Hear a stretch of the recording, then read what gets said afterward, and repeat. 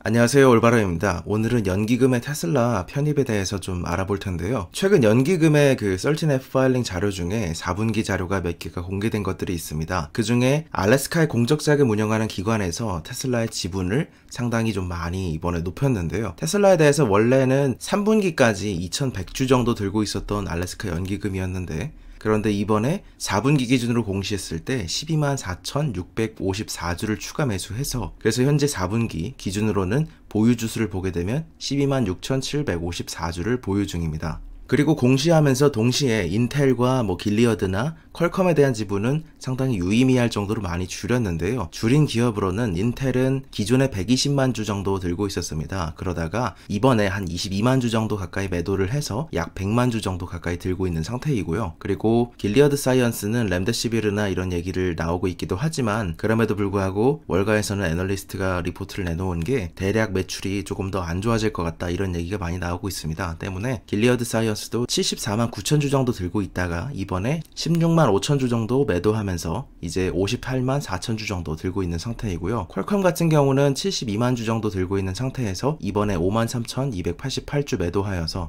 지금 현재는 66만 7,575주 정도 들고 있다고 생각하시면 될 것 같습니다. 알래스카 연기금의 운용자금, 그러니까 AUM 그 자체는 대략 여기에 88억 달러 정도 수준이라고 얘기가 되어 있습니다. 때문에 큰 수준은 아니죠. 대략 9조에서 그 정도 들고 있는 건데, 그렇지만 이번에 다양하게 포트폴리오를 짜는 와중에, 포트폴리오의 어떤 밸런싱을 맞추는 와중에 테슬라의 S&P 500 편입 이후 굉장히 많이 좀 담게 된 것이라서 눈에 띄었습니다. 이번에 3분기 기준으로 2100주를 들고 있었다고 말씀을 드렸었고, 그리고 12만 4천 주 정도를 매수하여서 지금 현재 이렇게 두 개를 합치게 되면 쉐어를 합치면 3,536주와 12만 3,218주를 합쳐서 12만 6,754주가 되는 것이죠. 그래서 지금 현재 이만큼 들고 있습니다. 그리고 또한 어쨌든 S&P 500에 진입하고 나서 루이지애나 연기금도 레이저라고 주로 부르는데, 여기도 테슬라에게 전체 포트폴리오 비중 맞추기상 매수에 나섰습니다. 루이지애나 연기금은 2분기 기준으로 126억 달러 정도를 관리를 하는 그런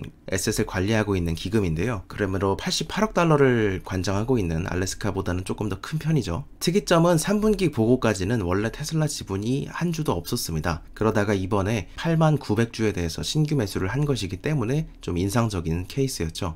그리고 테슬라는 처음 샀고 나머지 여러 가지를 좀 지분을 높이면서 많이 샀는데, 특히 애플에 대해서 상당히 많이 매수하는 모습을 보여줬습니다. 애플은 3분기까지는 90만 주 정도 들고 있었는데요. 이번에 66만 4,900주를 추가 매수해서 현재는 150만 주 정도를 보유하고 있는 상태라고 전해지고요. 그리고 아무래도 2021년의 퍼포먼스는 애플 카 얘기도 있지만, 사실 그거는 어쨌든 지금 상황에서 나온 것이 아니고 차세대 한 3년에서 5년 사이의 레베뉴에 아니면 어닝에 크게 반영되지는 않기 때문에 익스포저상 높은 건 어쨌든 5G 사이클이겠죠. 그래서 5G 스마트폰에 의해서 좌우될 것인데, 최근에 5G 애플 스마트폰에 대해서 수요가 나름 잘 나오고 있는 상태입니다. 그리고 새해 들어서는 대략 올해 초부터는 4.2% 정도 하락하는 상태이죠. 그리고 또 하나 비중을 많이 늘린 기업은 마이크로소프트입니다. 마이크로소프트는 굉장히 많이 늘렸습니다. 원래 기존에 38만 4,300주 정도 수준에서 이번에 30만 2,500주를 추가 매수함에 따라 비중을 굉장히 높였죠. 거의 절반 정도를 가까이 사게 되었습니다. 때문에 이번에는 이제 이로써 68만 6,800주를 보유하게 되었습니다. 마이크로소프트 같은 경우도 새해 들어 4.4% 정도 하락했지만, 그리고 가이던스에 대해서 클라우드가 조금 더 안 좋을 수 있다, 이런 얘기가 있긴 하지만, 어쨌든 클라우드로의 전환에서 성공을 하고 있는 기업이고, 에즈 클라우드가 여러 이제 자동차 쪽에서도 마이크로소프트의 솔루션이 적용되고 있는 만큼 여러 가지 굉장히 안정적으로 포트폴리오도, 제품 포트폴리오도 그렇고 굉장히 안정적인 기업입니다, 사실 마이크로소프트는. 그리고 추가로 이제 마지막은 GE를 좀 더 샀습니다. 기존의 44만 4,500주에서 99,200주를 매수해서 54만 3,700주를 보유 중이고, GE는 2020년 전체로 봤을 때는 3.2% 정도 하락한 상태로 끝났었습니다. 그런데 새해 이후에 4.9% 상승하면서 양전하게 된 그런 케이스죠.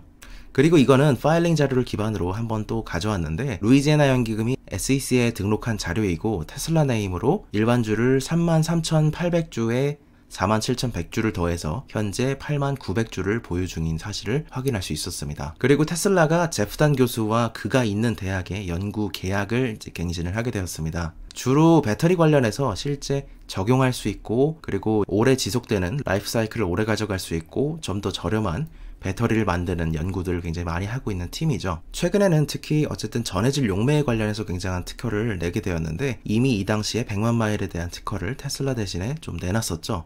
그래서 이번에 100만 마일에 대한 테슬라가 특허에서도 힌트를 받았었지만 시기상 봤을 때 이번에는 답을 찾은 거 아니냐는 얘기가 좀 돌고 있는 상태입니다. 예를 들자면 이겁니다. 뭐 사실 루머고 오피셜은 아니기 때문에 굉장히 근거가 약한 재미로 들으시면 될 수도 있습니다, 사실. 그런데 어제 제가 전해드린 영상은 그 원본 영상에는 해당 음악이 나오는데, 거기에 19초쯤에 밀리언 마일즈라는 그런 가사가 등장을 합니다. 그 가사로 하여금 100만 마일에 대한 이스터 에그를 테슬라가 일부러 넣은 것이 아니냐, 그런 얘기들이 돌고 있는 상태이긴 합니다. 그래도 어쨌든 오피셜은 아니기 때문에 가볍게 생각하셔도 될 것 같고, 이거에 대해서는 제가 따로도 고정글로 링크를 달아드릴게요. 그리고 제프단 교수가 대표되는 연구팀에 2명의 학계에서 저명한 인사 2분이 합류를 하게 되었습니다. 첫 번째로 양종인 박사는 테슬라 캐나다의 리서치 체어이면서 지난 12년 동안 에너지 전환이라든지 저장을 위해서 이런 원재료나 디바이스 쪽을 꾸준히 연구해온 분입니다. 그리고 또 한 분 합류하게 되신 분은 마이클 매츠커 박사는 유럽 쪽에서 1티어 안으로 꼽는 독일의 뮌헨 공대와 그리고 마스프와 BMW와 합류하면서 당시에 리튬이온 배터리의 라이프 사이클과 에이징의 노화나 이런 거에 대해서 연구를 해오셨던 분이고, 그거에 대해서 어떻게 더 나아질 수 있다, 이거에 대한 연구를 꾸준히 해오셨던 엔지니어 분입니다. 그리고 우리가 잘 아는 로버트 보쉬, 여기서 보쉬에서 연구 엔지니어로 일하다가 합류를 하신 그런 분입니다. 그리고 이번에 중국의 승용차 협회 그 CAPA에 따르면 테슬라가 12월 MIC 모델 3, 중국산 모델 3를 약 23,800대 정도 판매하게 되어서 또 한 번 새로운 기록을 쓰게 되었습니다. 10월분의 생산분은 상당히 유럽으로 많이 7,000대 정도가 갔었고, 그리고 11월, 12월에 차이나에서 많이 팔리게 됐죠. 실제 중국 내에 판매된 양을 탑 10으로 놓고 본다면 1위는 홍광 미니가 35,000대로 1위죠. 근데 이전에 말씀을 드렸었죠. 홍광 미니는 잘 아시다시피 이렇게 굉장히 작은 차입니다. 그렇기 때문에, 그리고 나머지 3위에 있는 여기 만리장성 R1, 체리 EQ 같은 경우도 작은 차입니다. 그리고 따지고 본다면 지금 같은 세그먼트 정도의 테슬라 모델 3 정도가 있고, 그리고 현지에서 가장 비교해 볼 만한 차는 BYD의 한 EV라고 뽑을 수 있습니다. 그에 비해서 본다면 거의 한 2배 정도 더 많이 팔았다고 뽑을 수 있겠죠. 그리고 추가로 2020년 전체를 놓고 본다면, 이거는 이제 전체의 기록입니다. 전체를 놓고 본다면 홍광 미니가 많이 올라오고 있는 시점이긴 합니다만, 물론 이제 2021년이 되면 홍광 미니가 1위가 되겠죠. 1위가 되겠지만, 그럼에도 불구하고 테슬라 모델 3가 한 EV라든지 리샹의 1이라든지 ES6나 뭐 이런 식으로 여러 같은 정도의 비교해 볼 수 있는 가격대, 이 정도에 비해서 굉장히 한 3배 정도, 4배 정도로 많이 팔았다는 점을 이전 결과를 요약해 볼 수 있을 것 같습니다. 그리고 이거는 어제 중국 내 모델 Y 배송식이 시작됐는데 그에 대한 사진입니다. 이렇게 보여지고 전국 각지에 배송이 됐던 만큼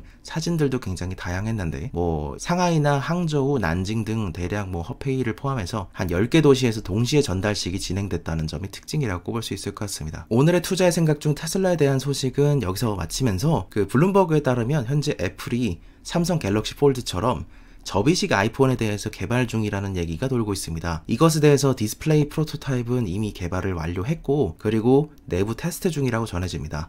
아직 이거에 대해서 언제 출시할지, 이거에 대해서 내부 사안은 없다고 전해지는데, 그럼에도 화면은 조금 더 크게 맞추고, 그리고 아마 스크린 안에 핑거프린트, 그러니까 지문을 스캐너하는 그 삼성에 있는 것처럼 그런 거에 대해서 지금 테스트하고 있기 때문에 이게 아마 반영되지 않겠냐, 그런 얘기들도 돌고 있고요. 주머니에 더 넣기 쉽도록 폴더블이 만들어진다면 그때쯤에 출시할 것 같다, 이런 대략의 힌트들은 전해드릴 수 있었습니다. 그리고 태양광 쪽에 대해서 얘기를 몇 번 안 드리다가 이번에 또 드리게 되면, 미국의 에너지정보국이죠. 미국의 에너지정보국에서 이번에 나온 보고서로 보게 되면 2021년 올해 기준으로 약 40기가와트 정도의 새로운 유틸리티 규모의 캐파가 늘어날 것으로 전해지고 있습니다. 그런 상황에서 그 중에 태양광이 39%로 15.4기가, 그리고 풍력이 12.2기가로 31%인데, 실제 풍력은 대부분 이제 12월에 집중이 많이 되어 있습니다. 천연가스의 추가량은 16% 정도를 차지하며 배터리는 11%, 그리고 원자력은 3% 정도입니다. 그리고 조금 더 지역적으로도 한번 볼게요. 지역적으로 보게 되면 유틸리티 규모의 태양광 규모의 4분의 1 정도가 텍사스입니다. 28%가 텍사스에 들어오고 9%가 네바다, 그리고 9%는 캘리포니아, 그리고 캘리포니아는 참고로 그 레지덴셜 주거용 규모가 굉장히 큽니다. 그리고 7%는 노스캐롤라이나입니다. 배터리를 통해서 발전하는 규모는 작년보다 한 4배 정도 증가할 거라고 예상이 되고 있는데, 만약에 이번에 매너티에 새로운 에너지 센터가 들어오게 되면 409MW 수준이기 때문에 세계에서 가장 큰 단일 ESS가 되지 않을까, 이런 얘기가 있고요. 그리고 일단 급한 얘기들로 먼저 뉴스를 채우다 보니까 이게 거의 한 1분기 가까이 늦어진 뉴스들도 있는데, 일단은 블리자드의 마 사장님이 지난 9월에 드림헤이븐이라 해서 전 블리자드 직원분들과 함께 게임업계 현역으로 복귀를 한 게 이게 2020년 9월입니다. 게임 좋아하시는 분들이라면 아실 뉴스일 것 같고요. 그리고 이 뉴스를 마지막으로 이제 오늘도 좋은 하루 되시기 바랍니다. 감사합니다. 올바른이었습니다.